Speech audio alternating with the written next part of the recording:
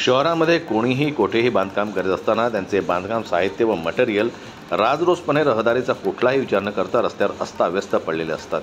परिणामी शहरात सर्वत्र वाहतुकीला अडथळा निर्माण होताना दिसतो। अशावेळी नगर परिषद व सार्वजनिक बांधकाम विभाग प्रशासन आणि पोलीस प्रशासन नागरिकांना त्रास निर्माण करणाऱ्यांवर कारवाई करताना कधीच दिसत नाही।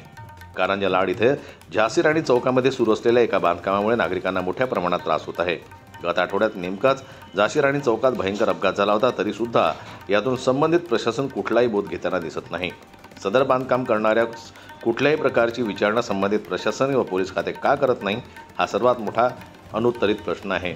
आता मात्र नागरिक व स्थानिक यांच्याकडून या पार्श्वभूमीवर नागरिकांना वाहतुकीला आणि नागरी जीवनाला अडथळा निर्माण करणाऱ्यावर कारवाई करण्याची मागणी पुढे येऊ लागली आहे। झाशी राणी चौकामध्ये मुख्य रस्त्याच्या तोंडावरच एक बांधकाम सुरू आहे। या बांधकामाला कारंजा नगर परिषदेनं काही अटी व शर्तींवर बांधकाम परवाना दिला, मात्र त्या अटी व शर्तीकडे सरसर दुर्लक्ष करून सदर बांधकाम व्यावसायिक नागरिकांच्या आवागमन आणि जीविताला धोका निर्माण होईल अशा पद्धतीने मनमानी करून बांधकाम करीत असल्यानं सदरील बांधकाम सुरू केल्यापासून नागरिकांना ये जा करण्यास अडथळा निर्माण होत आहे।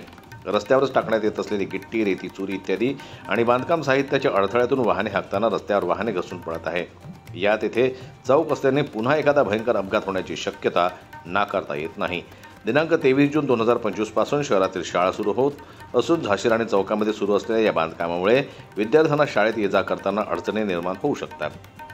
विद्यार्थ्यांना शाळेत पोहोचण्यास अनेक वेळा घरातील ज्येष्ठ नागरिक असतात, तेव्हा शाळेसाठी किंवा इतर दैनंदिन कामानिमित्त ये जा करणाऱ्या ज्येष्ठ नागरिकांच्या, लहान मुलांच्या व इतर सर्वसामान्य नागरिकांच्या सुरक्षेचा प्रश्न यामुळे निर्माण झाला आहे। त्यामुळे संबंधित प्रशासनानं याकडे गांभीर्यानं लक्ष देऊन योग्य ती कारवाई करावी अशी मागणी अनुप ठाकरे यांनी निवेदनाद्वारे केली आहे।